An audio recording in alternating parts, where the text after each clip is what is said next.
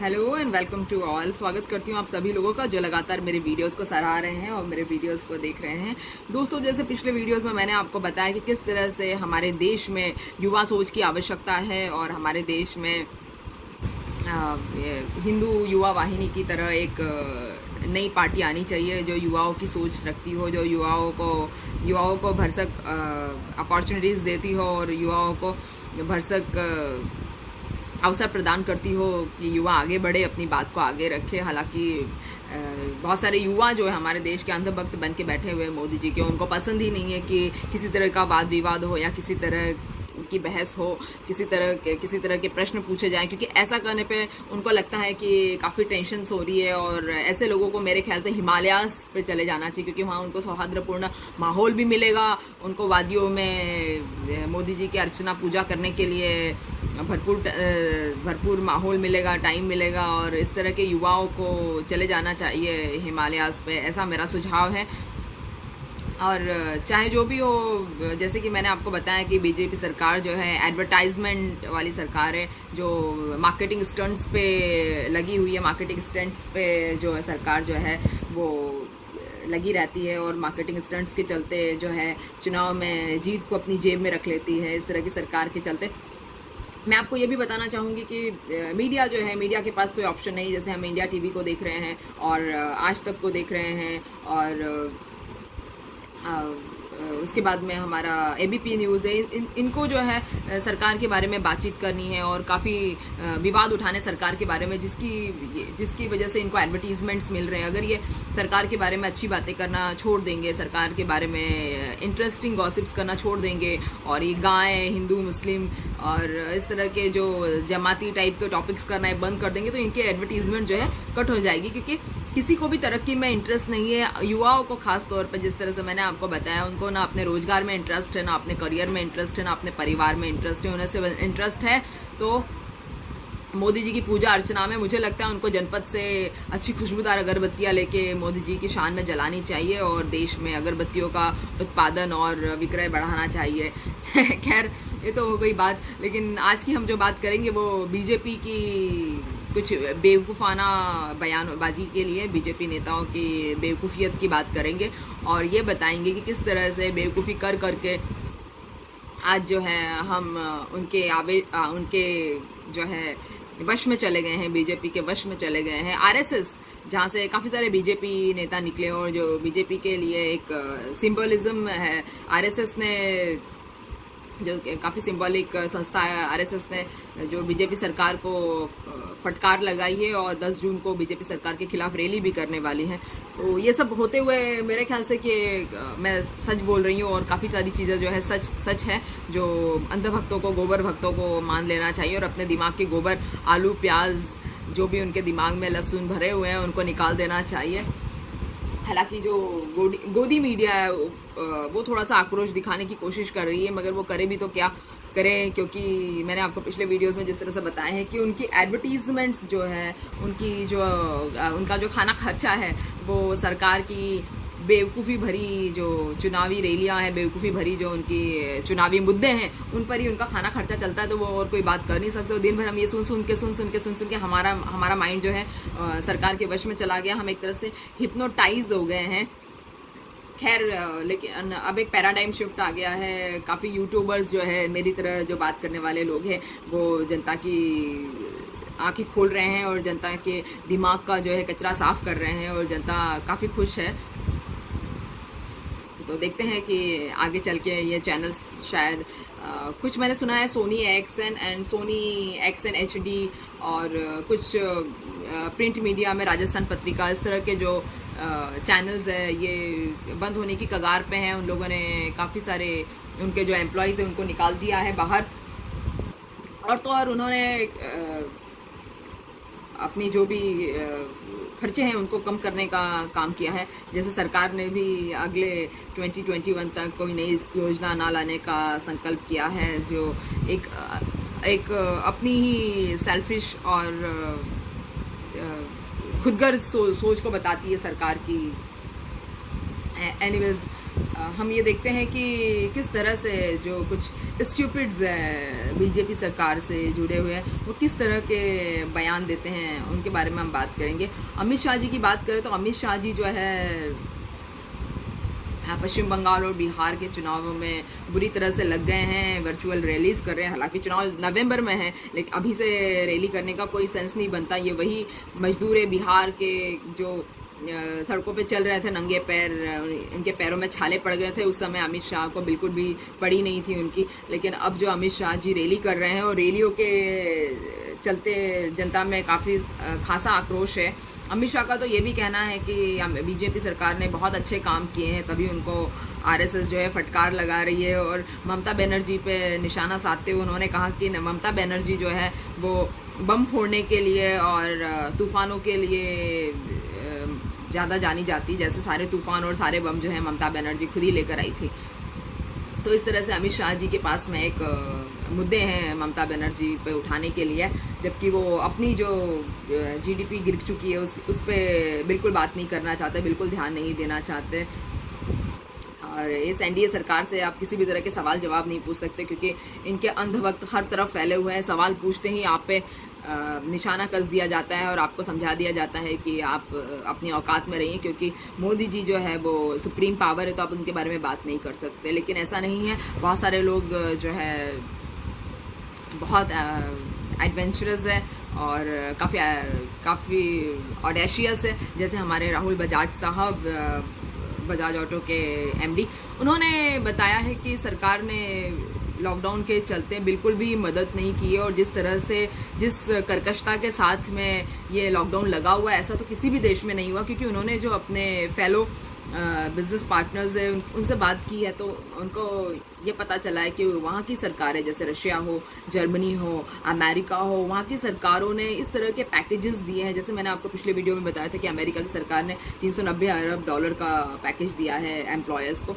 तो वहाँ की सरकारों ने इतनी अच्छी डायरेक्ट पैसा देके मदद करी है एम्प्लॉयर्स की और जनता की, कि उनके पास में वहाँ की जनता के लिए वाव कहने के अलावा और कोई दूसरा वर्ड नहीं है। राहुल बजाज साहब ये भी कहते हैं कि जिस तरह से सरकार ने धज्जियाँ उड़ाई है पिछले 6 सालों में डीमोनेटाइजेशन करके, और जिस तरह से एक तानाशाही वाला वातावरण क्रिएट करके और अपनी अपनी मन की चला के जिस तरह से सरकार ने ये काम किए हैं 6 साल में, वो बहुत ही आलोचना करने योग्य काम है और इस तरह के काम नहीं करना चाहिए। राहुल बजाज साहब के जो पिता है, राजीव बजाज साहब के जो पिता हैं, वो भी राजीव बजाज साहब जो है काफ़ी सुर्खियों में रहे थे दिसंबर में, जब उन्होंने अमित शाह जी और मोदी जी के सामने बैठ के उन्होंने जो है बीजेपी की आलोचना की थी और कहा था कि यूपीए सरकार से हज़ारों क्वेश्चन हम पूछ सकते हैं, मगर एनडीए सरकार क्या करती है, क्यों करती है, किस लिए करती है, किसी को समझ में नहीं आता है। और उन्होंने ये भी बताया था कि जो भी सवाल पूछता है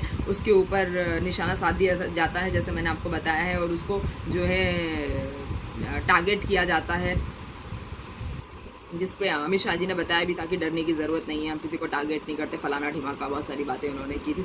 लेकिन कहने का मतलब ये है कि इतने सारे पूंजीपतियों में से कोई भी सामने उठकर नहीं आया है, जबकि राहुल बजाज साहब सामने आए हैं और उनका ये मानना है कि यूपीए सरकार जो है पारदर्शिता की परिचायक है, जबकि एनडीए गवर्नमेंट जो है किसी भी तरह की पारदर्शिता नहीं रखती और जो है हमें औंधे मुंह गिराने का काम किया, सारे बिजनेस फैटर्निटी को औंधे मुंह गिराने का काम किया है। और हमारे जो एम्प्लॉयर्स है और हमारे जो बिजनेसेस है उनकी अगर बात करें तो एक पूरा दिन भी कम पड़ जाएगा, क्योंकि हमें इतनी प्रॉब्लम्स हो रही है कि हम उसको बता नहीं सकते और बता पाना बहुत बहुत बहुत मुश्किल है। और जैसे मैं आपको बता चुकी कि हमारी मार्जिनल प्रोपेंसिटी टू कंज्यूम कम हो गई है, MPC जिसको बोलते हैं, हमारे देश की जनता की कम हो गई है। तो अब उत्पादन बढ़ाकर बिजनेसमैन क्या कर लेंगे, ये एक बड़ा सवाल है। और भी मैं आपको बताऊंगी कि किस तरह से जो हमारे यहाँ पे बीजेपी ने एक मिशन चलाया है, बॉयकॉट चाइनीज़ प्रोडक्ट। हम देखेंगे कि हमारे यहाँ पे पिन से लेके, खिलौनों से लेके और काफ़ी मशीनें जो आती है वो चाइनीज़ प्रोडक्ट है, जिसकी वजह से छोटे मोटे मजदूर भी उनके डेली की कमाई कर रहे हैं। अगर चाइनीज़ प्रोडक्ट ही बैन हो जाएंगे तो आप समझ सकते हैं कि जो छोटे मोटे मजदूर है, जो उनकी छोटी मोटी कमाई कर रहे हैं, वो भी अपनी छोटी मोटी कमाई भी नहीं कर पाएंगे अगर चाइनीज़ प्रोडक्ट बंद हो जाते हैं। तो जैसे खिलौने वाले हैं और भी काफ़ी सारी दवाइयाँ हैं और मशीनें हैं और काफ़ी सारे चाइनीज़ उत्पाद जो हमारे यहाँ पे बेचे जाते हैं, खरीदे जाते हैं। अगर चाइनीज़ प्रोडक्ट बैन हो जाएंगे तो और भी इकोनॉमी गिरने के चांसेस है। जिनको अक्ल नहीं है उनको बस कहना है ban Chinese product, boycott Chinese product, boycott Chinese product. बहुत सारे अंकल आंटी जो है वो व्हाट्सअप मैसेजेस करते रहते हैं। बहुत सारे इडियट जो है, पढ़े लिखे गंवार, वो भी यही बातें करते हैं। उनको पता नहीं है कि कहाँ पर कौन बैठा है और क्या बेच रहा है और कैसे अपनी जीविका चला रहा है। खुद को तो कुछ करना नहीं है, भले ही रोड पे आ जाएंगे लेकिन मोदी जी को अगरबत्ती लगाना नहीं छोड़ेंगे। तो इस तरह की बातें से जॉबलेसनेस की प्रॉब्लम जो है, वो जॉबलेसनेस की पावर और जॉबलेसनेस की जो प्रॉब्लम्स है और जो शट डाउन की प्रॉब्लम है, वो सिर्फ और सिर्फ बीजेपी सरकार की वजह से है। चाहे कोई माने या चाहे कोई ना माने। मैंने आपको बताया था कि हमारे देश में काफ़ी सारे अर्थशास्त्री है जिनकी मदद लेने में बीजेपी सरकार को परेशानी है, जिनकी मदद लेने में बीजेपी सरकार को पसंद नहीं है इन लोगों की मदद लेना। बीजेपी सरकार को ये भी पसंद नहीं है कि वो केंद्र से कोई भी पावर जो है वो राज्य सरकारों के हाथों में दे। बीजेपी सरकार सारे पावर्स अपने ही हाथों में रखना चाहती है, किसी भी पावर को वो राज्य सरकार के हाथ में नहीं देना चाहती है, सीएम्स के हाथ में नहीं देना चाहती। सारी पावर्स अपने पास सुरक्षित रखना चाहती है और फिर से एडवर्टीजमेंट करके और फिर से वही आईटी सेल जो है जो हर सवाल पूछने वाले को परेशान करती है, आईटी सेल और एडवर्टीजमेंट्स की मदद से और मीडिया की मदद से बिंदास अपना प्रमोशन करके और चुनावी रैलियां करके बीजेपी सरकार फिर से जीत जाती है। जो आप लोगों को समझने की ज़रूरत है, थोड़ा सा एक्यूट एनालिसिस है, थोड़ा सा माइन्यूट एनालिसिस है, लेकिन आपको ये समझने की ज़रूरत है, सीखने की ज़रूरत है। और हिंदू युवा वाहिनी जैसे कई सारी पार्टियों की ज़रूरत है हमारे देश को, युवाओं की, और युवाओं की आवाज़ की हमारे देश को सख्त ज़रूरत है, जो आप लोगों को समझने की ज़रूरत है। चलिए अब हम बताते हैं कि किस तरह से स्टूपिड्स, जैसे मैंने आपको भूमिका में पहले ही बता दी, किस तरह से कुछ स्टूपिड्स जो हैं वो उल्टे सीधे बयान देते रहते हैं। उल्टे सीधे बयान। जैसे मोहन भागवत हैं जो आरएसएस के जो कर्ता धर्ता माने जाते हैं, आरएसएस में जो जिनका सर्वे सर्वा बोले जाएंगे आरएसएस के मोहन भागवत साहब, तो वो बताते हैं कि जो तलाक है वो शिक्षा की वजह से है, संपन्नता की वजह से देश में तलाक हो रहे हैं। अगर शिक्षा और संपन्नता की वजह से देश में तलाक हो रहे हैं तो मेरे ख्याल से अनपढ़ों की तो कभी तलाक ही नहीं होने चाहिए। बट ऐसी रिपोर्ट आई है कि अनपढ़ लोगों में भी बराबरी का रेशो है तलाक लेने का। तो इस तरह के उटपटांग से इडियटिक बयान जो है वो सामने निकल के आ रहे हैं। उसके बाद में गिरिराज सिंह जो है वो उनका बयान है। उन्होंने बताया है कि मोदी जी के जो भी विरोधी लोग हैं जिनको मोदी जी से प्रॉब्लम है वो पाकिस्तान चले जाए। पता नहीं उन्होंने ऐसा क्यों कहा पाकिस्तान जाने के लिए, भगवान ही जानता है कि ऐसे उन्होंने क्यों कहा। मोदी भक्त होना इतना इम्पोर्टेंट क्यों है, मोदी जी से सवाल उठाना देशद्रोहिता क्यों मानी जाती है, ये सच में मेरी तो समझ के बाहर है। आप लोग समझ जाए तो प्लीज़ मुझे कमेंट सेक्शन में ज़रूर बताइए। तो ये गिरिराज सिंह का बयान है कि मोदी भक्त पाकिस्तान चले जाए। उसके बाद हम देखेंगे तो स्मृति जी बोलती है कि मैं गैस नहीं निकालती, मैं जो है वो गैस वाले वाहन यूज़ नहीं करती, मैं पेट्रोल वाले वाहन यूज़ नहीं करती। तो मुझे नहीं पता कि ऐसी कौन सी इन्होंने इलेक्ट्रिक गाड़ी बनाई है जहाँ से ये स्मृति ईरानी जी चलती है। जो पहले के उनके यूपीए सरकार के समय के जो नाटक है वो सारे ही ऑलमोस्ट भूल चुकी है और झूठे दावे करती है, झूठे वादे करती है। अमित शाह जी तो ये भी बताते हैं कि उन्होंने 85% की जो मजदूरों की टिकट है उसका पैसा दिया है, जबकि उनके खुद के डिपार्टमेंट से ये खबर आई है कि उन्होंने कुछ भी पैसा किसी भी मजदूर को नहीं दिया। इस तरह की जो है खड़े होकर सिर्फ झूठी बातें जो है अमित शाह जी ही कर सकते हैं और मोदी जी ही कर सकते हैं। तो उन्होंने बिल्कुल भी सिरे से खारिज कर दिया गया है। केंद्र और राज्य सरकारों ने भी बताया है कि किसी तरह की जो हेल्प है वो केंद्र सरकार ने नहीं की है। मजदूरों के टिकट के लिए जो हेल्प है या तो मजदूर जिस राज्य से जा रहा है उन्होंने की, या जिस राज्य को जा रहा है उस सरकार ने की है। जिस राज्य से जा रहा है, जिस राज्य को जा रहा है, उन्हीं सरकारों ने मजदूर के टिकटों की व्यवस्था की है। उसके बाद हम देखते हैं कि संबित पात्रा जी जो है वो गोबर को कोहिनूर बोलते हैं और प्रज्ञा सिंह ठाकुर ने तो ये भी बता दिया कि गौमूत्र से जो है कैंसर का इलाज हो जाता है। आप समझिए कि किस तरह से बीजेपी ने एक चुन करके नुमाइंदे जो है एक हीरे जो हैं अपनी सरकार में रखे हुए हैं। तो आप इस बात को मान जाइए जो अंधभक्त हैं उनसे मेरा कहना है, तो जो खुद अब ज़ुकाम से, निमोनिया से लड़ रही हैं, प्रज्ञा ठाकुर जी दिल्ली के एम्स हॉस्पिटल में और वेदांता हॉस्पिटल में संपीत पात्रा जी अपने कोरोना के फालतू के ढकोसले बता रहे हैं। तो कहने का मतलब ये है कि उसके बाद एक और नेता में I am forgetting the name, Krishna स्वरूप दास जी जो है स्वामी नारायण मंदिर में बैठ के बताते हैं कि जो कृष्ण स्वरूप दास जी जो हैं वो बीजेपी के बड़े समर्थकों में से एक है। उन्होंने बताया है कि जो भी महिलाएं जो पीरियड्स में खाना बनाती है वो कुतिया होती है और जो मर्द उनका खाना खाते हैं वो बैल बन जाते हैं अगले जन्म में। मतलब वो इस जन्म में कुत्ते तो नहीं है लेकिन अगले जन्म में बैल जरूर बन जाएंगे। तो बैल और कुतिया का क्या संबंध है ये भी समझना थोड़ा सा टफ है, तो थोड़ा सा कठिन विषय है। आप देखिए अगर आप समझ सकते हैं तो कि कुतिया और बैल के बीच में क्या संबंध होता है। और ये भी देखने में आया है कि अहमदाबाद के स्वामी सहजानंद कॉलेज में, I may be pronouncing it right, Sahajanand college में जो है बहुत सारी लड़कियों की करीब 60 से 100 लड़कियों की पैंटीज उतारी गई और ये देखा गया है पैंटीज उतार के लड़कियों की कहीं ये पीरियड्स में पढ़ाई तो नहीं कर रही है। तो इस तरह से जो है ज्यादतियाँ जो है औरतों की जो इज्जत है वो उछाली जा रही है बीजेपी सरकार में। आप बताइए जो सरकार औरतों की इज्जत उछालने में पीछे नहीं है वो पब्लिक को चूना लगाने में पीछे कैसे हो सकती है।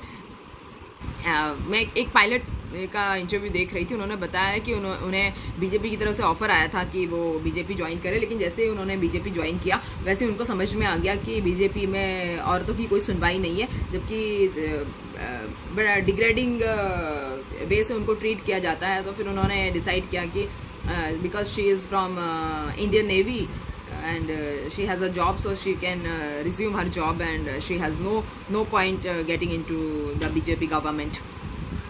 Any which ways, there is one more person, स्वामी चक्रपाणी जी। स्वामी चक्रपाणी जी जो है उन्होंने बताया कि कोरोना जो है विष्णु का अवतार है और जो लोग जो है मांस मच्छी खाते हैं उन लोगों को कोरोना जो है विष्णु का अवतार है और वो उनको सताने के लिए कोरोना आया हुआ है, जो बहुत ही घटिया और हास्यास्पद बात है।